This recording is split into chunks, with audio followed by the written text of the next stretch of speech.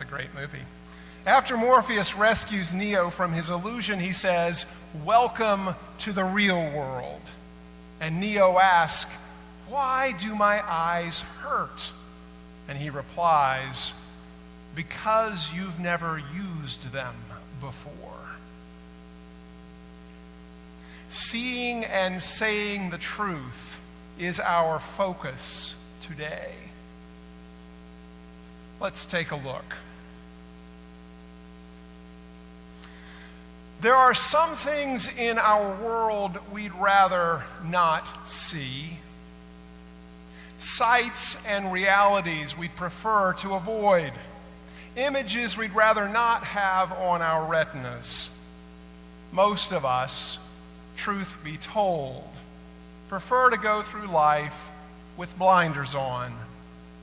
Back in the 1980s, TV beamed back images of starvation.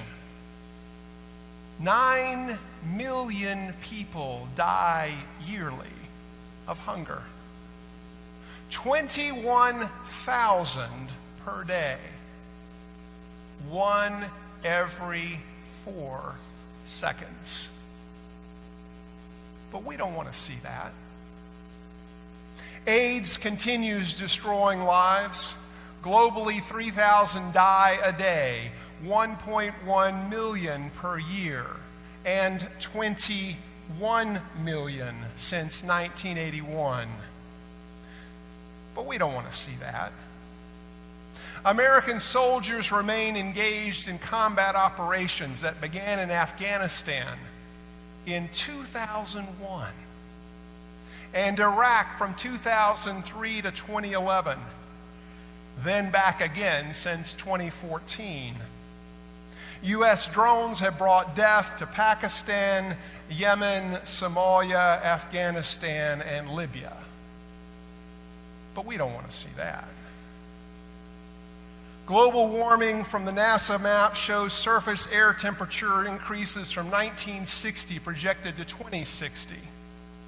The NASA website on global climate change says that multiple studies published in peer-reviewed scientific journals show that 97% or more of actively publishing climate scientists agree.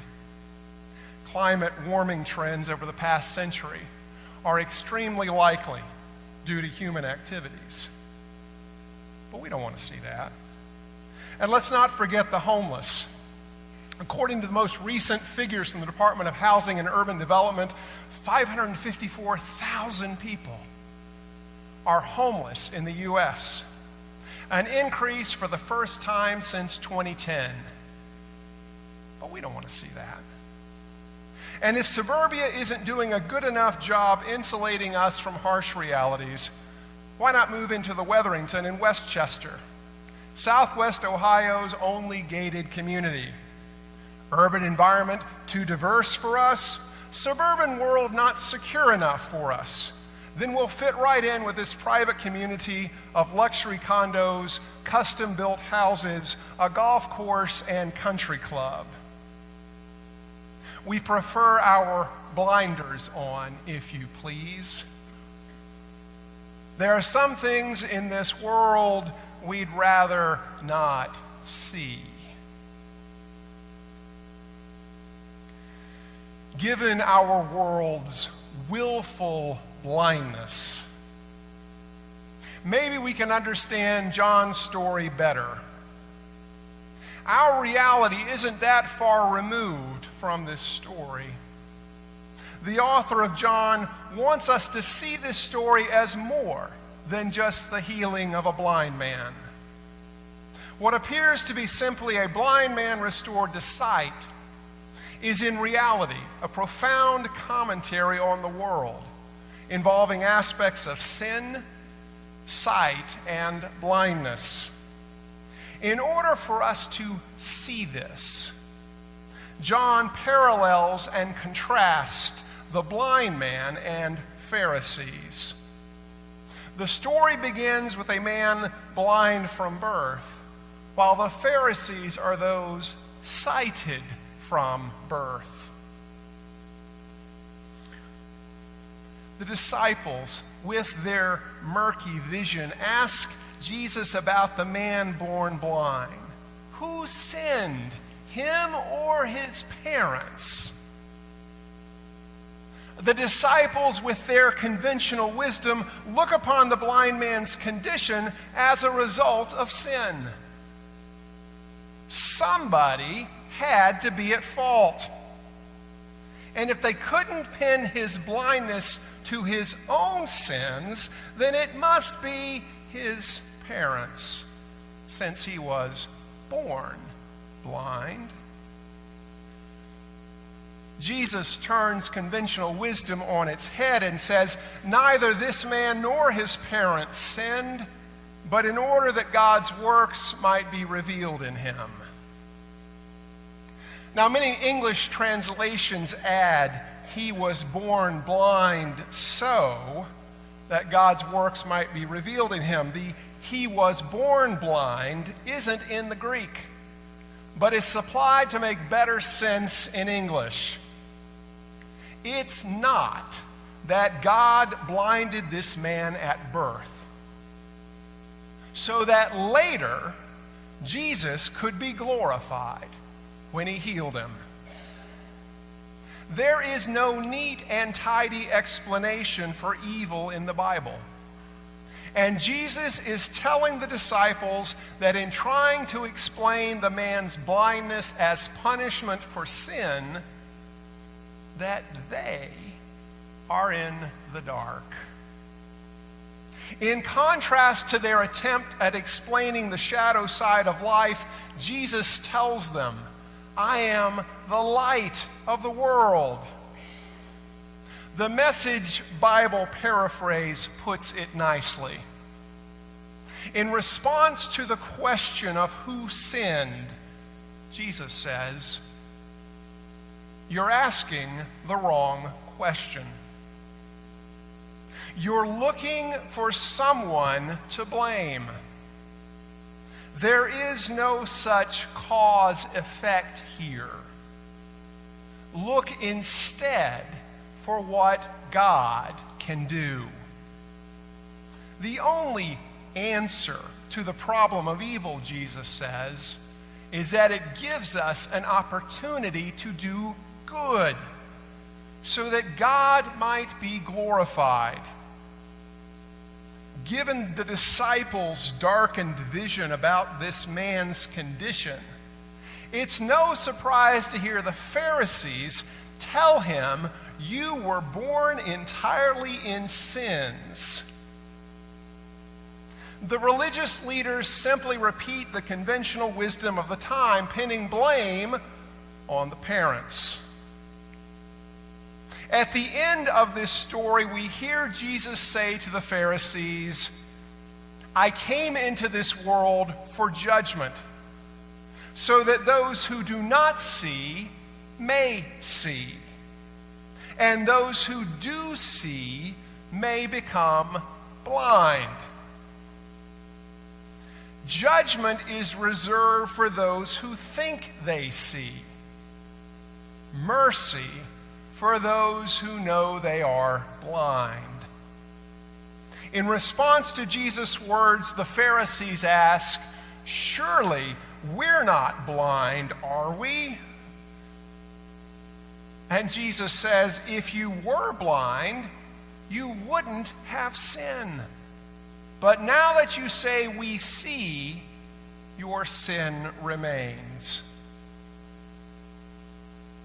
The blind can plainly see they need mercy, while the sighted are blind to that fact. Jesus irrefutably refutes that the blind man was born in sin. Judgment is reserved for those who think they see, while mercy is for those who know they are blind. The Pharisees are blind about the man born blind.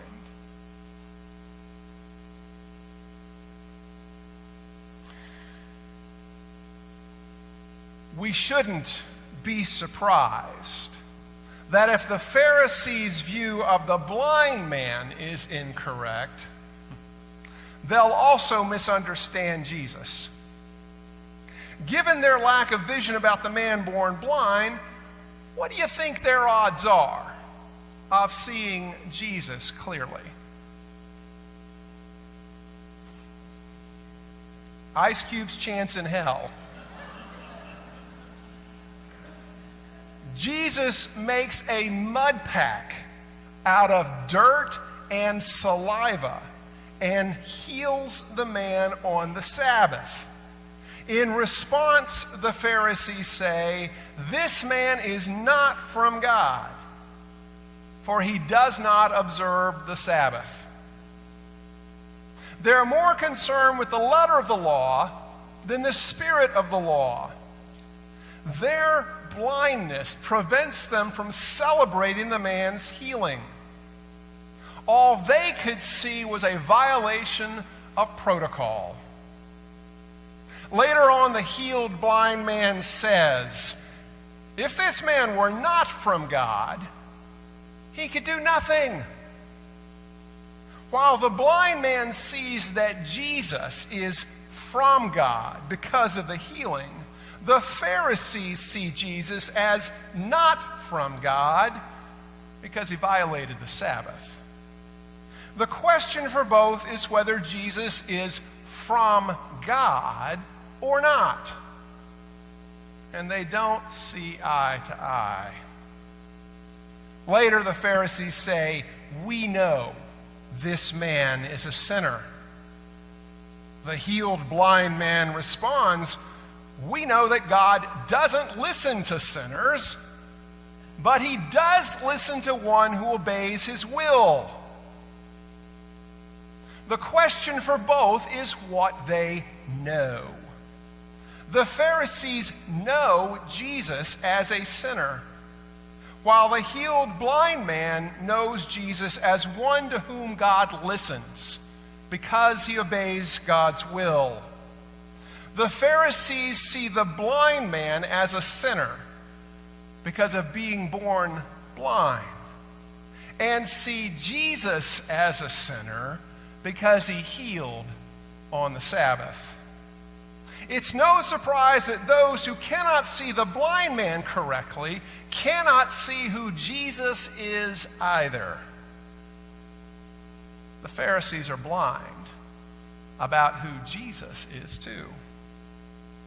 What appears on the surface to be simply a blind man restored to sight is in reality a profound commentary on the world, involving aspects of sin, sight, and blindness.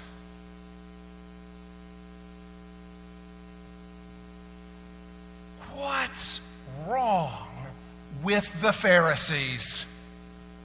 Can't they see what's right in front of their eyes? Are they willfully blind? Do they have blinders on too? Maybe we shouldn't be so hard on them, huh? Surely we're not blind, are we? Self-deluded into thinking we see things as they are, wearing our blinders to avoid seeing the truth? This story forces us to ask, who is sighted? Who is blind? Well, the disciples don't see. The Pharisees don't see. And the blind man does. Knowing that judgment is reserved for those who think they see, and mercy for those who know they are blind, who are we in this story? If we can admit our blindness and need for vision restoration, there is hope for us. To paraphrase 1 John 1:8-9, if we say we have no blindness, we deceive ourselves, and the truth is not in us. But if we confess our blindness, God, who is faithful and just, will forgive us and restore our sight. In the blind man's healing and progressive understanding of who Jesus is, we'll find new vision for ourselves. His eyes are opened, and he comes to a deeper understanding of who Jesus is as the story progresses. What does he see? To his neighbors and fellow beggars, he says, "The man called Jesus made mud, and I washed and received my sight." His first impression is that Jesus is a man who healed him, but only a man. And for many in this world, that's all that Jesus is, merely a man, a good man, a wise teacher, but nothing more than that. John invites us to take a closer look through the eyes of a man once blind. The man is taken by these folks to the Pharisees, who ask him, "What do you say about him?" And the man replies, "He is a prophet." The man is growing in his understanding of who Jesus is. He now acknowledges him as a prophet in the same line as Elijah, Isaiah, Jeremiah, and John the Baptist. A messenger for God who speaks on behalf of God and who's empowered by God to do mighty deeds, but only a prophet. And for many in this world, that's all Jesus is. Merely a messenger for God, cut from the same cloth as any of the others whom God had raised up from among Israel. John invites us to take a closer look through the eyes of a man once blind. As the debate between the man and Pharisees continues, he says, "He is from God or could do nothing." The phrase "from God" is a tip-off by John about Jesus' true identity. That true identity is reflected in the name of the pool Siloam, which means sent. In John's gospel, Jesus is repeatedly the sent one. And Jesus' distinctive title for God is the one who sent me, used 25 times in John. The man is growing in his understanding of who Jesus is, that he is from God. At this point, the blind man has seen as much as he can of who Jesus is. He has reached the limit of his earthly sight. But John invites us to take a closer look through the eyes of a man once blind. After the man is driven out by the Pharisees, Jesus found the man and said, "Do you believe in the Son of Man?" And the man answered, Tell me who he is, that I may believe in him." Jesus said, "You have seen him. The one speaking with you is he." And the man answered, "Lord, I believe." And he worshiped him. The former blind man is now able to see the fullness of who Jesus is, because Jesus found him and told him. Jesus revealed himself as the Son of Man, and the man confessed him as Lord and God. For only God is worthy of worship. The once blind man now sees the fullness of who Jesus is because Jesus showed it to him. He once thought of Jesus as a man, a prophet, one from God. But now he understands him as the Son of Man and Lord God and worships him. Through the eyes of a blind man, Jesus comes to us and says, "You have seen me.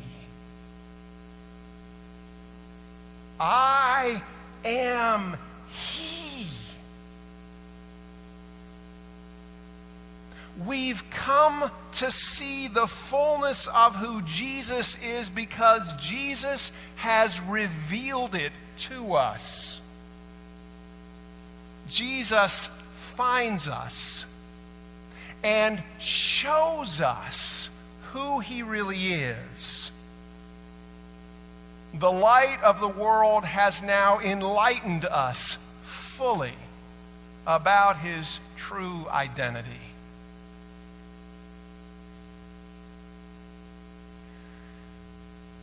Jesus, who doesn't walk with blinders on, sees a blind man and a blind world that others overlook. It is his looking that brings this man and our world into focus. Because Jesus sees this man that others ignore, we can see him too. Jesus comes to take our blinders off. We who live in a world of illusion, we prefer our blinders. But Jesus comes to bring us sight. He wants us to see and take in all those things we'd prefer not to see. Starvation, deaths from AIDS, wars, horrors, global warming, and homelessness, to name a few. Jesus comes to remove our blinders so that we might take in the fullness of the world in which we live and respond. For the only answer to the problem of evil, Jesus says, is that it gives us an opportunity to do good so that God might be glorified. Jesus, like Morpheus, comes to us who are willfully blind with a choice about how much of the world we want to see, and says, "This is your last chance. After this, there is no turning back. Remember, all I'm offering is the truth, nothing more. Follow me." Which do we choose? The blue pill of blinding illusion, or the red pill of revealing reality? How much of the real world do we want to see? What do you say? Amen.